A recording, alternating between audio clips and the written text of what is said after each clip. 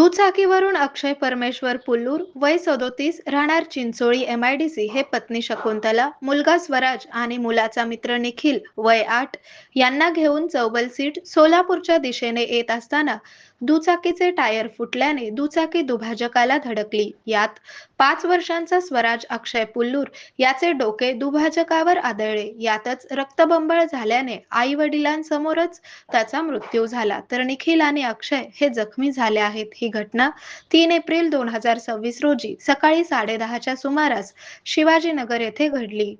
ही घटना घडताच बघ्यांची गर्दी जमली, पण मदतीला तेथून जाणारी राधा इंगळे या धावून आल्या. त्यांनी अक्षय, स्वराज आणि निखिल यांना श्री छत्रपती शिवाजी महाराज सर्वोपचार रुग्णालयात दाखल केले, पण डॉक्टरांनी स्वराजला मृत घोषित केले, तर आईला खासगी हॉस्पिटलमध्ये उपचार करून शासकीय रुग्णालयात दाखल करण्यात आले. या घटनेची नोंद सिव्हिल पोलीस चौकीत झाली आहे. या घटनेचा अधिक तपास हवालदार महेंद्र गायकवाड हे करत आहेत.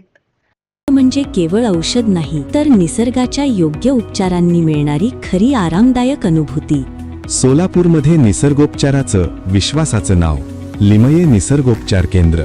इथे उपलब्ध आहेत विना औषध उपचार पद्धती, ॲक्युप्रेशर, ॲक्युपंक्चर, कपिंग आणि मसाज थेरपी. सर्व प्रकारच्या आजारांवर निसर्गाच्या माध्यमातून